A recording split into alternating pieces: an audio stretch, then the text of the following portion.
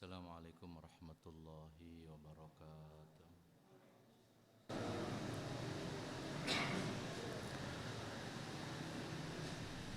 Alhamdulillah wa syukurillah ala ni'matillah, la hawla wa la quwwata illa billah. Asyhadu an la ilaha illallah wahdahu la syarikalah, wa asyhadu anna Muhammadan abduhu wa rasuluhu la nabiyya ba'dah. Allahumma salli wa sallim wa barik ala nabiyyina Muhammadin wa ala alihi wa sahbihi ajma'in. Amma ba'd. Subhanaka la ilma lana illa ma 'allamtana innaka antal alimul hakim. Rabbi a'udzu bika min hamazatis syayatin wa a'udzu bika rabbi ay yahdurun. Raditu billahi rabba wa bil islami dina wa bi Muhammadin sallallahu alaihi wasallam nabiyya. Amin ya rabbal alamin ya mujibas sairin. Jamaah yang dirahmati Allah, alhamdulillah, syukur hadirat Allah Subhanahu wa taala, kita dapat melanjutkan kembali kajian rutin pada Kamis malam Jumat pada maghrib ini. Masih melanjutkan kajian yang belum selesai. Tema kita tentang episode perjalanan kehidupan manusia. Sekarang kita sampai di fase yang kelima. Ya. Fase yang kelima dari perjalanan kita adalah fase akhirat. Fase akhirat ini fase menerima akibat dari amalan-amalan yang dilakukan ketika hidup di dunia. Disebut akhir karena tidak ada lagi setelahnya, sehingga dikatakan hari akhir karena tidak ada lagi hari setelah itu. Fase ini merupakan satu akidah Islam yang harus tertanam kokoh di dalam kolbu kita. Iman kepada hari akhir itu selalu beriringan dengan iman kepada Allah. Ketika di Al-Quran banyak sekali disebutkan iman kepada Allah diiringi dengan iman kepada hari akhir. Jika kita sebagai seorang muslim kemudian menghujam kokoh di dalam kolbu kita akan keimanan tentang akhirat, maka insya Allah kita mampu mengikhtiarkan tugas kita yang sesungguhnya sebagai seorang muslim gitu. Tetapi jika kemudian tidak kuat keyakinannya akan akhirat, maka boleh jadi pengamalan Islamnya juga akan sangat lemah. Orang-orang yang lemah dalam mengamalkan Islam ini salah satu faktornya adalah karena keimanan kepada hari akhirnya itu yang lemah. Kita mengambil contoh misalnya para sahabat Rasulullah SAW yang dibina langsung dengan tangannya Rasulullah, yang selama lebih kurang 13 tahun lamanya hanya penguatan akidah, terus saja akidah saja. Ayat-ayat yang turun juga hanya bicara keimanan, terus dikuatkan keimanannya. Ketika pondasi keimanannya sudah kokoh, ya, termasuk tentang kehidupan yang dijanjikan yaitu akhirat, maka ketika turun ayat-ayat ibadah, ketika turun syariat-syariat yang Allah berikan, itu sukacita disambut oleh para sahabat saat itu. Kemudian kalimat yang hadir menjadi syariat buat kita adalah sami'na wa ata'na. Ketika mereka mendengar suatu syariat Allah turunkan kepada Rasulullah, maka jawabannya wa ata'na, langsung ditaati syariat itu. Jadi seperti terbuai terbuai hebat menghujam ke dalam hatinya akan janji Allah dan Rasulnya tentang kebahagiaan akhirat gitu. Ini yang luar biasa.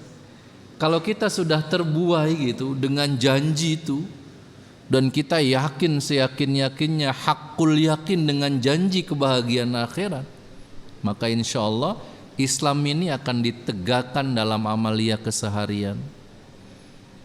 Jadi rukun iman yang terakhir, iman kepada hari akhir, yang kelima iman kepada hari akhir, ini sesuatu yang menjadi pokok untuk meningkatkan motivasi ya, dalam beragama kita. Motivasinya itu dulu gitu. Jadi ada yang Allah janjikan berupa kebahagiaan akhirat, ada yang Allah janjikan, dan setiap amalan yang kita lakukan pasti akan dibalasnya. Kebaikan akan dapat balasan kebaikan, kejelekan akan dapat balasan kejelekan. Terus terhujam di kolbu kita tentang hari akhir itu. Maka terbentuklah pribadi-pribadi muslim yang istiqomah gitu. Akhirat ini akhir dari kehidupan alam yang Allah ciptakan ini sungguh menjadi rahasia tunggalnya Allah ya. Kekasihnya saja Rasulullah SAW tidak diberitahu kapan hari akhir itu. Termasuk Jibril saja yang tugasnya menyampaikan wahyu juga dirahasiakan. Bahkan Jibril sempat bertanya kepada Rasulullah SAW sudah di Madinah ketika Rasul sedang berkumpul dengan para sahabat-sahabatnya. Datang sesosok laki-laki yang tampan dengan baju gamis putih yang begitu bersih, tidak ada tanda-tanda jika dia baru sedang safar ya, orang yang sedang musafir, tidak. Kemudian dia mendekati Rasulullah, kemudian memeluk lututnya, pahanya Rasulullah. Kemudian dia tanyakan kepada Rasul beberapa hal. Di antaranya ditanyakan tentang akhbirni anil Islam, akhbirni anil iman. Kemudian ditanyakan tentang ihsan, dan salah satunya Jibril bertanya kapan terjadinya hari kiamat. Dari 5 pertanyaan Jibril kepada Nabi Muhammad minta dijelaskan kepada Rasulullah. Yang keempatnya dia menanyakan kapan terjadinya hari kiamat. Kemudian Rasul menjawab, yang bertanya lebih tahu daripada yang ditanya. Itu jawaban Rasulullah pada saat itu. Yang ditanya lebih tahu daripada yang bertanya. Padahal Jibril bertanya itu karena memang dia tidak tahu. Kemudian Rasul membalikan kalimat tersebut, menandakan bahwa kedua-duanya tidak diberitahu oleh Allah, baik Rasulullah maupun Jibril sekalipun, kapan terjadinya hari akhir itu. Yang sudah pernah kita bahas sebelumnya hanya tanda-tandanya saja. Tanda-tandanya saja. Kalau waktunya tidak. Ketika sudah terjadi kiamat yang Allah janjikan, hancur alam ini, kemudian direkonstruksi oleh Allah kembali ya. Dihancurkan dulu, kemudian direkonstruksi. Kalimat rekonstruksi ini menjadi kalimat isyarat yang kita lihat dalam Al-Quran di surah Al-A'raf. Kita lihat ayatnya di surat Al-A'raf ayat 25 surah ke-7.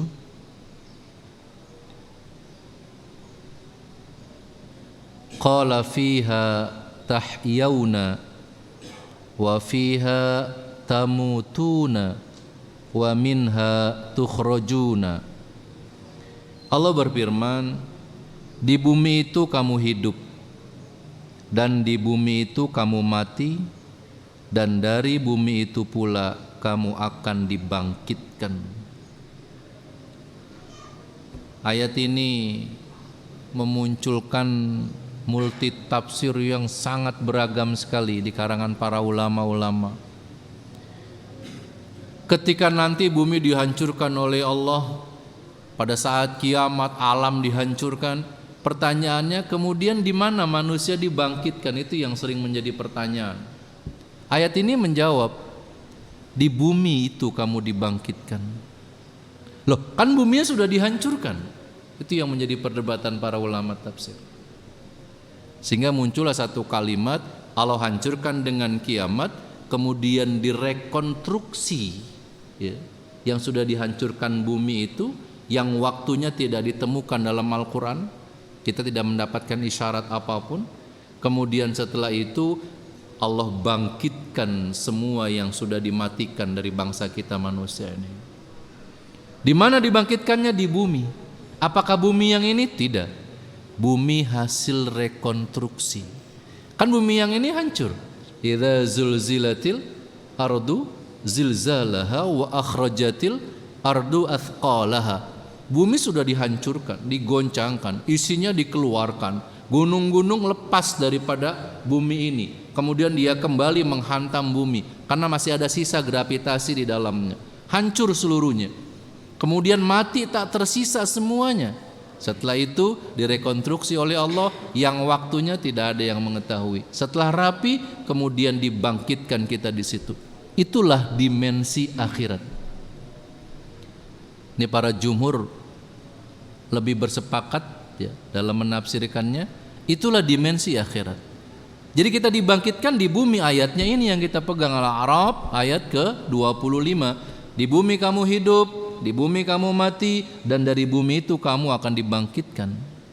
Ini yang jadi pegangan.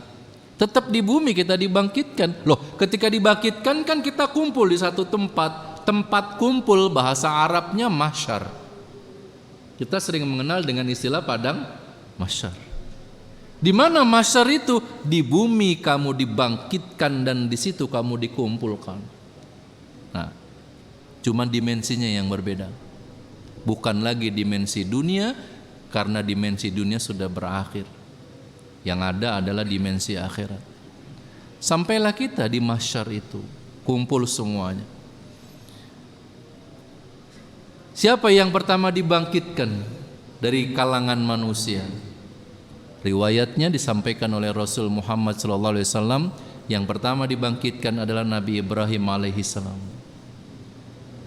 Dan semua manusia dibangkitkan ulang oleh Allah, semua diambil dari tulang ekornya. Itu hadisnya sahih. Dari tulang ekor itulah kemudian kita diciptakan kembali oleh Allah, yang sudah pernah ada kemudian kembali diadakan. Kalau sekarang kan dari tidak pernah ada menjadi ada. Nanti yang sudah pernah ada kemudian diadakan kembali. Dari tulang ekornya Allah siapkan. Dan bagi Allah tidak ada yang sulit. Walaupun berkali-kali orang-orang Yahudi menentangnya, orang-orang jahiliyah menentangnya, apakah mampu Tuhanmu mengumpulkan tulang belulang yang sudah hancur menjadi tanah? Ya jawabannya sangat mudah. Dari tidak ada menjadi ada saja kita, Allah sangat mampu, apalagi sudah pernah ada. Tinggal nyuci klisenya doang, kalau ibarat foto gitu udah selesai. Sudah pernah ada. Dari tidak pernah ada menjadi ada. Sang Maha Ada itu mampu melakukannya dengan kun fayakun. Ini dimensinya, ya. Dimensinya ada pada dimensi akhirat. Kemudian yang terjadi pada saat itu adalah famay ya'mal mithqala dzarratin khairan yarah wa may ya'mal mithqala dzarratin syarran yarah. Ini yang disebut dengan fase penerima akibat, balasan. Jadi awalnya, ya, ketika kita meninggal, orang-orang yang berada di alam kubur itu belum sampai pada hakikat akhirat yang sesungguhnya. Baru mulai masuk ke gerbang akhirat gitu. Tetapi ketika sudah terjadi hari kiamat dan dihancurkan, kemudian kita dibangkitkan, dikumpulkan di satu tempat namanya mahsyar untuk melakukan hisab. Ini yang harus diyakini sebagai akidah Islam. Hisab itu keyakinan Islam, ya, akidah Islam. Hisab itu adalah pertanggungjawaban amal. Allah sampaikan dalam Al-Quran kalimat-kalimatnya. Alzamnahu ta'irahu fi unuqih, ya. Ada orang yang diberikan catatannya itu fa amman utiya kitabahu biyamini fa amman utiya kitabahu bisyimali. Ada yang catatan amal kita diberikan dari arah kanan, ada yang diberikan dari arah kiri, ya. Ketika kita sudah memegang catatan itu seperti kalung yang melekat pada leher. Allah kemudian berfirman kepada kita pada saat itu, di mana? Di mahsyar. Ketika sudah kumpul di satu tempat namanya mahsyar dan kita dibangkitkan, kata Rasulullah, dalam keadaan telanjang. Hadisnya begitu. Aisyah bertanya, ya Rasulullah, bagaimana mungkin manusia yang jumlahnya tak terhingga banyaknya kumpul dalam satu tempat kemudian dalam keadaan telanjang, kata Aisyah bertanya kepada Rasulullah. Apa jawab Rasulullah? Satu pun di antara manusia saat itu tidak ada yang mampu untuk melihat orang lain, karena semuanya sibuk sedang melihat dirinya selamat atau tidak dalam hisabnya. Ini gambaran kedahsyatan sebenarnya. Telanjang kumpul bersama yang miliaran manusia, satu pun nggak ada yang peduli, karena sibuk sedang melihat dirinya, sibuk dengan catatan amal yang diberikannya. Kafa bin nafsikal yauma 'alaika hasiba, cukup dirimu sendiri yang menghisap. Jadi kita sibuk dengan menghisap diri kita. Iqra kitabaka kafa bin nafsikal yauma 'alaika hasiba. Baca catatan amalmu, kata Allah. Kita yang baca, kita yang nonton, kita yang menyaksikan catatan-catatan amal yang diberikan pada saat itu. CCTV-nya malaikat tidak pernah lengah sedikit pun ketika hidup di dunia ini. Sehingga Rasul menggambarkan, disampaikan, dibangkitkan dalam keadaan telanjang. Tidak ada satupun yang peduli, karena dahsyatnya hari itu. Apakah kita berkenal dengan orang, kita masih mengenal orang-orang yang kita kenal ketika di dunia? Iya jawabannya. Kita bertemu dengan orang yang kita kenal dan kita masih mengenalnya. Tapi pada saat itu tidak ada yang mampu untuk memberikan sesuatu yang manfaat kepada siapapun. Kita menyebutnya dengan kalimat nafsi, nafsi. Di sini terjadinya nafsi-nafsi, Pak. Kalau sebagian di alam kubur, sebagian di alam dunia, ini relanya masih nyambung, hubungannya masih kuat, masih bisa mendoakan di sini, masih kuat. Bahkan hadis tentang sodakoh yang diniatkan untuk orang yang sudah meninggal, hadisnya sahih itu.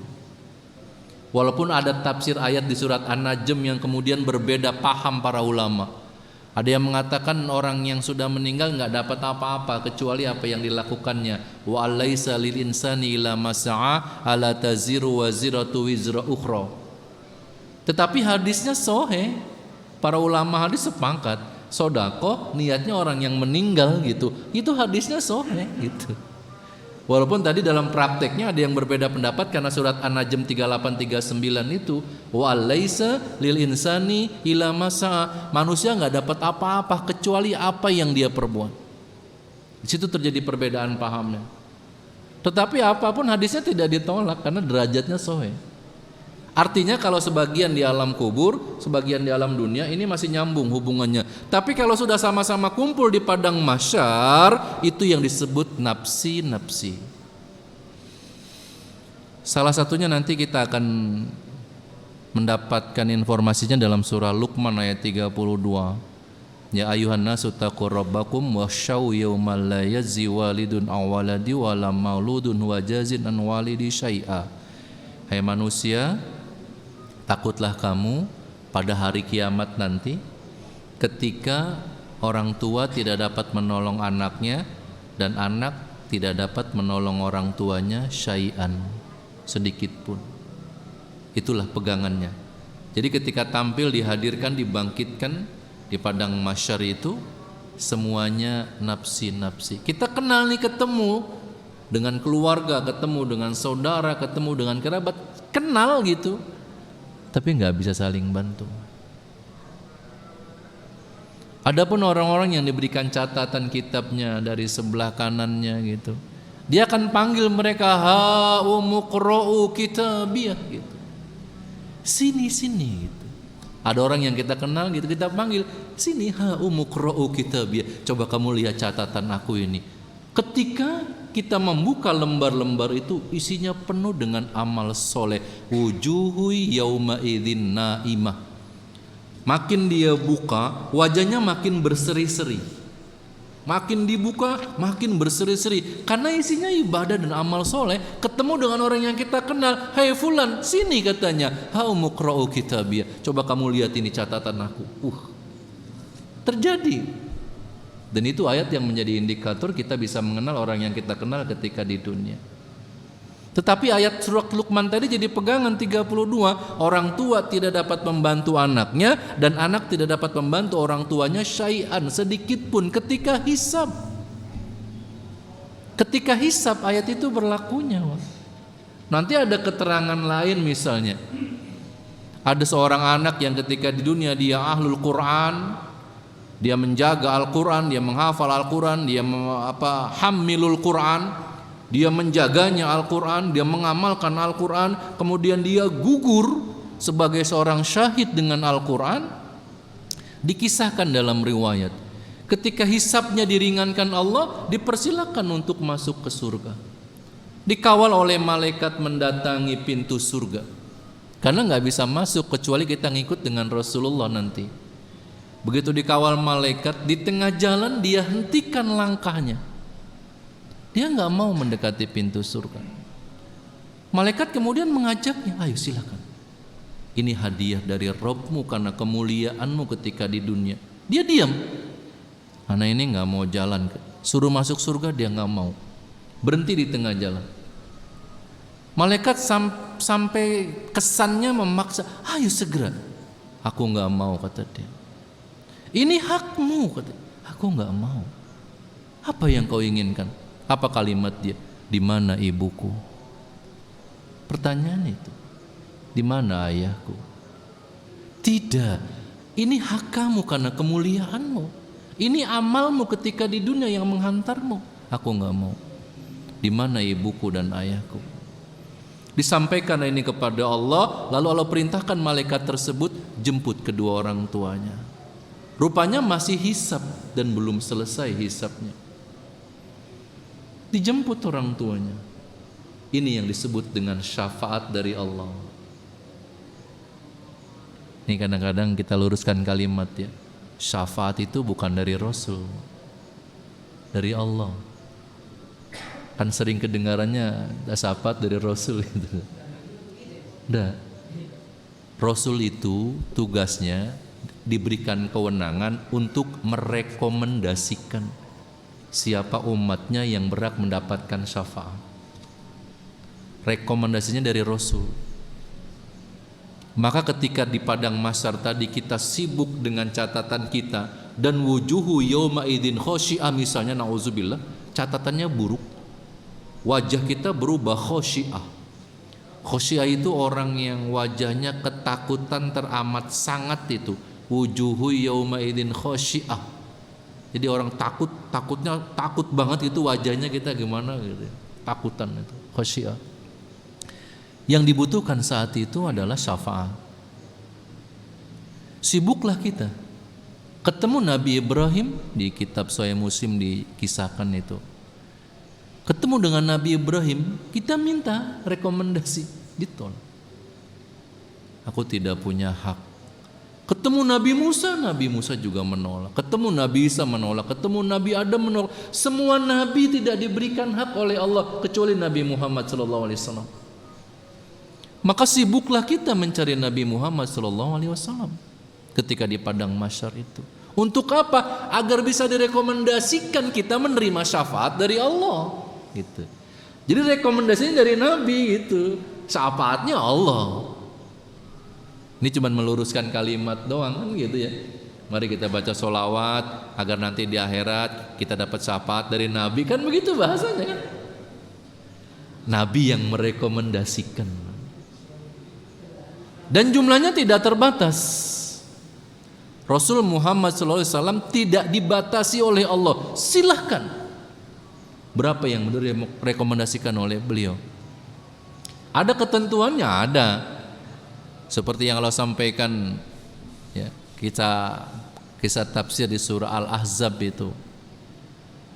Ketika seseorang mencari Rasulullah kemudian dia melihat Rasul dan memanggilnya, ini di padang mahsyar juga. Ya Rasulullah, ketika dipanggil, Rasul nengok yang memanggilnya, ketika membalikan badannya Rasul nengok, kemudian Rasul buang wajahnya. Ketika itu dia berkata kepada Allah, ya Rabbi inna qaumi takhadhu hadzal qur'ana mahjura. Wahai Tuhanku, sesungguhnya si fulan itu betul kaumku, tapi waktu di dunia dia enggak peduli kepada Al-Qur'an. Kalimatnya gitu. Rasul buang muka.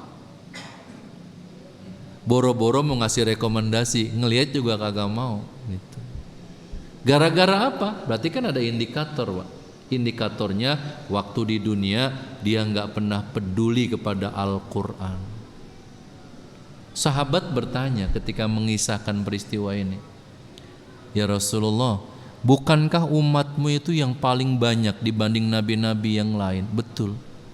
Loh, bagaimana engkau bisa bedakan umatmu yang peduli kepada Al-Quran dengan umatmu yang tidak peduli kepada Al-Quran? Jumlahnya kan banyak sekali. Apa jawaban Rasulullah? Allah berikan kemudahan kepadaku.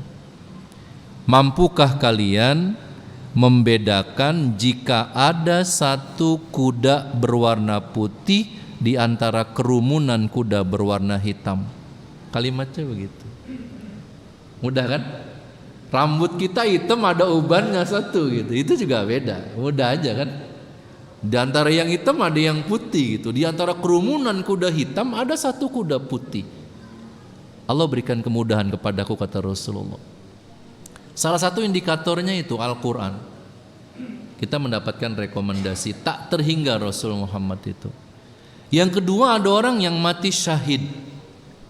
Dia diberikan kewenangan Allah untuk merekomendasikan orang masuk surga. Tapi riwayatnya berbeda. Ada yang mengatakan 700 orang, ada yang mengatakan 70. Orang yang gugur sebagai syahid, syahidnya fid dunya wal akhirah. Syahid dunia dan syahid akhirat. Maka nanti di padang mahsyar dia diberikan kewenangan oleh Allah untuk menentukan orang-orang masuk surga, tapi dibatasi jumlahnya. Ada riwayat mengatakan 700, ada riwayat mengatakan 70. Seandainya misalnya 700 itu orang-orang yang mati syahid merekomendasikan orang masuk surga, kira-kira kita dipilih kagak sama dia? Misalnya sahabat-sahabat Nabi yang gugur di medan perang, di Uhud, di Badar misalnya gitu. 700 orang dia rekomendasikan. Kira-kira kita kepilih kagak gitu? Berat kayaknya ya. Jumlahnya miliaran umat Islam. Sekarang yang hidup di bumi ini sekitar 6 miliar yang hidup. Dan ternyata yang muslim itu diperkirakan angkanya nggak sampai 2 miliar, nggak sampai. Ini perakiraan sensus saja gitu. Artinya umat Islam itu sejak dari zamannya Rasul sampai akhir zaman nanti jumlahnya tak terhingga banyaknya. Yang ketiga tadi ada orang-orang yang ahlul Quran. Tidak hanya menghafal tapi hamilul Quran, dia menjaga Al-Qurannya. Dimuliakan Allah, diamalkan Qurannya. Semuanya karena Allah dia lakukan. Ketika dia gugur, diberikan nanti kewenangan untuk merekomendasikan. Itu riwayatnya beda-beda lagi. Ada yang mengatakan 7, ada yang mengatakan 70. Katakan 7 orang misalnya dia rekomendasikan Quran. Lah yang dipilih pertama pasti emaknya. Yang kedua bapaknya, yang ketiga abangnya, adeknya, ya agak kebagian lagi kita. Di sini ya disebut dengan nafsi. Jadi nggak bisa kita mengandalkan, tapi kita punya kesempatan, Pak. Syafaat dari Allah lewat rekomendasinya Rasul. Indikatornya sudah dibocorkan, yaitu Al-Quran. Disampaikan juga dalam ayat 124, 125, 126 surah 20 surah Toha. Wa man a'rada an dzikri fa inna lahu ma'isyatan dhanka wa nasyuruhu yaumal qiyamati a'ma. Siapa yang berpaling dari azikri, wa man a'rada an dzikri, nama lain dari Al-Qur'an adalah adzikro. Siapa yang berpaling dari azikro, dari adzikri, maka dia akan jalani hidup dengan sempit di dunianya. Wa nahsyuruhu, dan nanti dikumpulkan. Nah itu, nahsyuruhu itu tempat kita berkumpul, mahsyar. Wa nahsyuruhu, dan nanti dia dikumpulkan pada hari kiamat, yaumal qiyamah a'ma, dalam keadaan buta kedua matanya. Qala, kemudian dia berkata, Rabbi lima hasyartani a'ma wa qad kuntu basira. Wahai Tuhanku, kenapa kau kumpulkan aku dalam keadaan buta, padahal waktu di dunia aku bisa ngelihat? Lalu kemudian jawab, qala kadzalika atatka ayatuna fanasitaha wa kadzalikal yauma tunsa. Demikian kata Allah, dulu waktu di dunia kukirimkan ayat-ayatku, tapi engkau lupakan ayat-ayat itu. Maka sekarang aku pun melupakanmu, kata Allah. Apa maksudnya dibutakan, Pak? Dibangkitkan, matanya dibutakan. Apa maksudnya? Enggak mungkin bisa mencari Nabi Muhammad. Itu kan kita butuh rekomendasi nih dari Rasul untuk mendapatkan syafaat. Maka kita akan sibuk mencari-cari Rasulullah di situ. Gimana mungkin mau mencari Rasul kalau matanya dibutakan? Mananya ke sana gitu. Sebab butanya apa? Kukirimkan ayat-ayatku waktu di dunia, fanasitaha, tapi kau lupakan ayat-ayat itu. Kau enggak peduli dengan ayat-ayatku. Jadi indikatornya adalah Al-Qur'an. Itu tentang syafaat ya. Ini yang terjadi nanti di padang mahsyar. Kita sibuk super, keadaan yang nggak bisa dibayangin dahsyatnya. Sampai-sampai orang telanjang miliaran. Sekarang nggak usah deh. Kalau sekarang kumpul di Senayan stadion 100.000 orang dalam keadaan telanjang, kira-kira gimana tuh? 100.000 orang. Loh ini entah puluhan miliar, entah ratusan miliar nanti umatnya Nabi Muhammad. Semua manusia dalam keadaan telanjang, nggak ada yang peduli, Pak. Nggak ada yang peduli. Saking dahsyatnya hari hisab itu. Tetapi kan Allah sebutkan, Rasul banyak sampaikan dalam hadis-hadisnya, ada orang yang diberikan naungan pada saat itu ketika tidak ada naungan kecuali naungannya Allah, gitu. Amal-amal solehnya menjadi payung fi zilal, menjadi payung pada saat itu. Banyak orang-orang yang kemudian diringankan hisabnya, bahkan banyak yang masuk surga tanpa hisab. Orang-orang yang disebutkan Rasul ketika di dunia, Abu Bakar misalnya, Umar misalnya, itu orang-orang yang disebutkan masuk surga tanpa hisab. Bahkan Abu Bakar itu 8 pintu surga akan memanggil dia, kata Rasulullah. Hadisnya begitu. 8 pintu surga memanggil semua dari sini, Abu Bakar, dari semua pintu memanggil-manggil. Dan tanpa hisab. Banyak orang-orang yang nanti direkomendasikan Rasulullah masuk dalam surga tanpa hisab.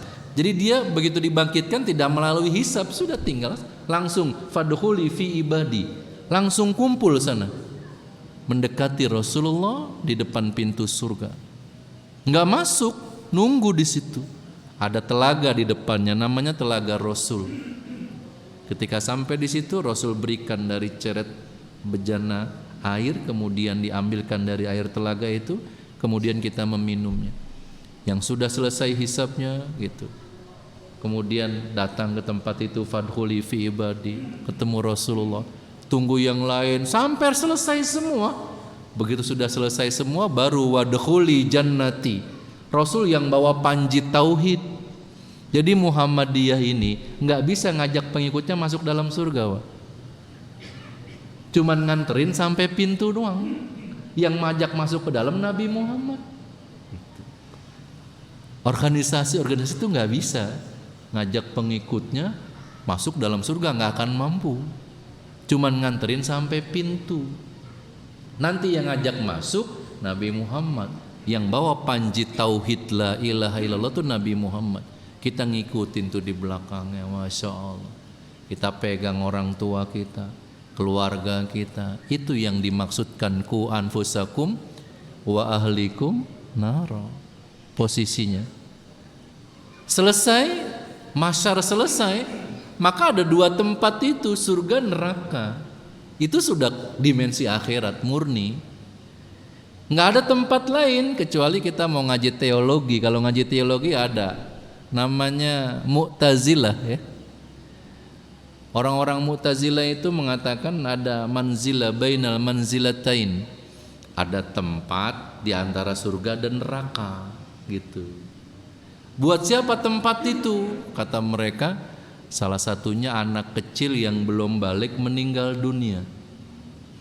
Surga itu tempat orang yang banyak amal solehnya, berarti surga.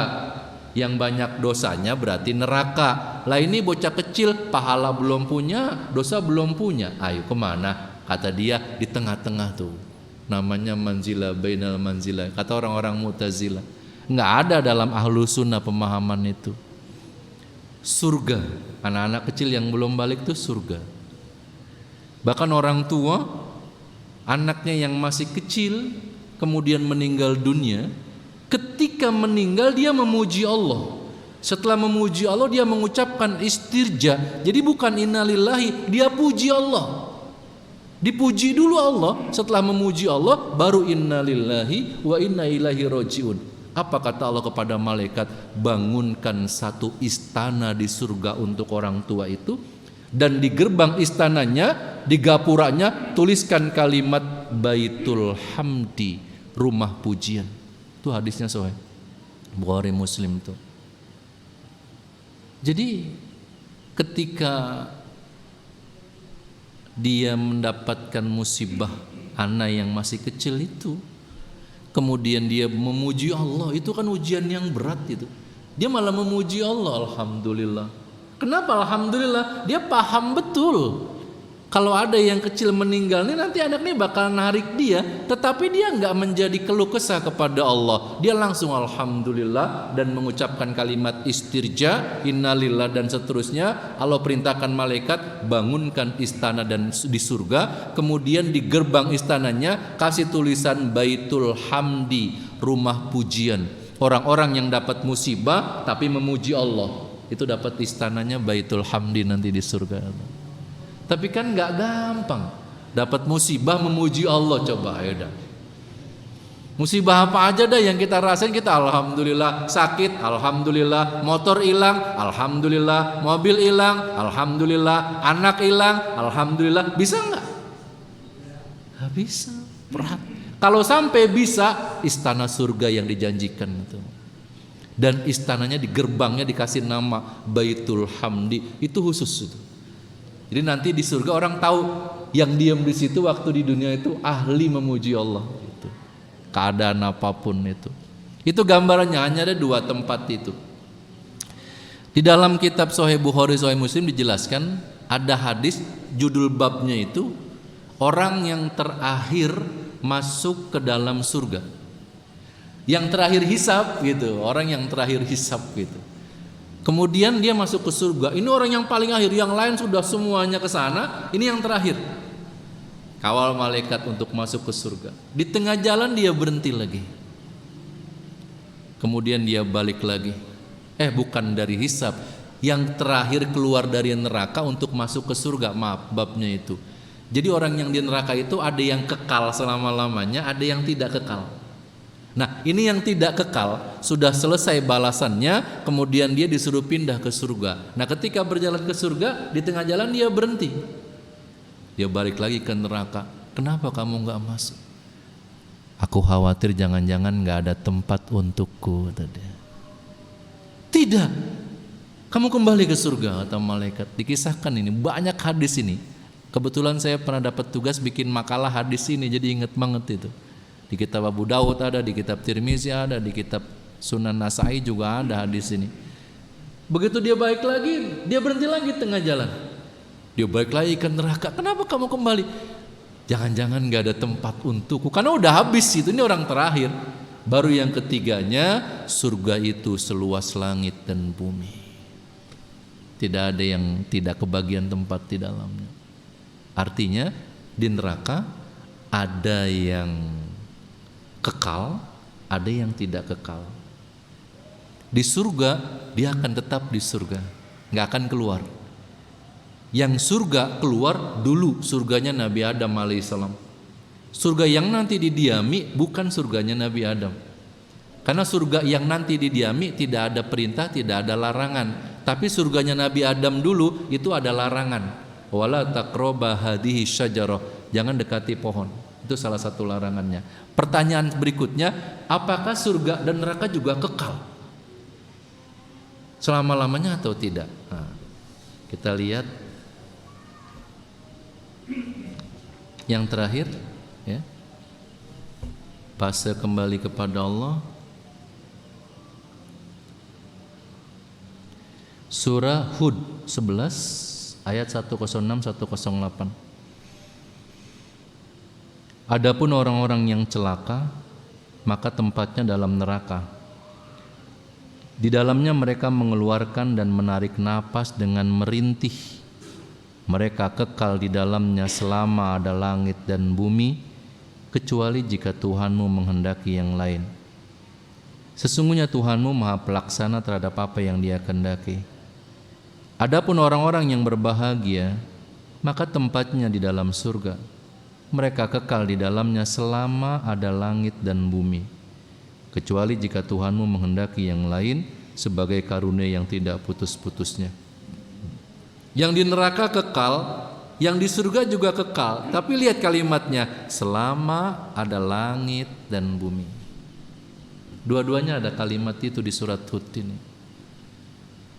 Sehingga muncullah tafsir berikutnya di surah Al-Anbiya, ini munasabatul ayahnya, yaitu pada hari kami gulung langit sebagai menggulung lembaran-lembaran kertas.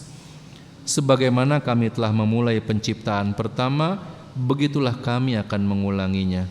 Itulah suatu janji yang pasti kami tepati, sesungguhnya kamilah yang akan melaksanakannya.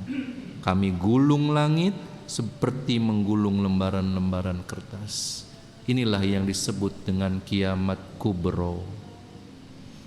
Jadi kehancuran yang awal tadi itu sering dimaknai dengan kiamat sugro. Bumi hancur, alam hancur, semuanya mati. Ternyata itu kiamat kecil. Kita kan biasanya menerjemahkan kiamat kecil itu musibah, bencana, enggak. Hancurnya alam ini kiamat kecil. Sampai nanti masuk dimensi akhirat. Berikutnya yang terakhir ayat ini yang kita dapatkan dalam Al-Quran. Allah akan menggulung. Ini kan teori Big Bang yang tidak bertentangan dengan Al-Quran. Alam itu diciptakan dari titik yang satu. Terjadi sebuah ledakan kemudian memuai terus semakin menjauh dari orbit ledakannya. Inilah alam semesta. Ketika semakin jauh dia berjalan hasil dari ledakan tadi. Nanti sampai di titiknya dia akan menggulung. Asalnya tidak ada menjadi tidak ada. Inilah alam. Setelah itu terserah Allah. Allah ciptakan makhluk berbentuk lain atau kita diciptakan lagi, tidak ada keterangan. Kisahnya sampai di situ Quran menjelaskan. Sehingga hadis ayat Quran di surah Hud tadi, kekal di neraka, kekal di surga selama ada langit dan bumi. Kalimatnya begitu, saya garis bawah itu. Loh, kalau langitnya digulung tadi, dari tidak ada semua menjadi tidak ada. Kenapa digunakan kalimat khalidina fiha abada? Masuk mereka di dalamnya dan kekal. Abada itu diterjemahkan selama-lamanya. Baca mushaf terjemahan manapun kalimat abada itu diartikan selama-lamanya. Abada itu maksudnya berabad-abad gitu. Kita masuk surga berabad-abad di situ. Loh, bayangin kalau satu harinya 1000 tahun. Satu harinya di akhirat kan 1000 tahun di dunia. Ini kalau berabad-abad, itulah yang disebut dengan kekal selama-lamanya. Padahal ketika langit digulung akan selesai, tapi orang nggak pernah berpikir selesai. Karena abada. Kalimat itu yang tidak terjangkau dengan pikiran kita. Satu harinya saja sudah 1000 tahun, gitu kan? Ini berabad-abad, abadan itu. Maka tak terhingga, lamanya tak terhingga. Tapi apapun, kita tidak pernah akan sanggup untuk bisa merasakan satu balasan yang berat yaumil qiyamah kecuali kita menyelesaikan urusan-urusan kita dengan Allah dengan taubatan nasuha itu.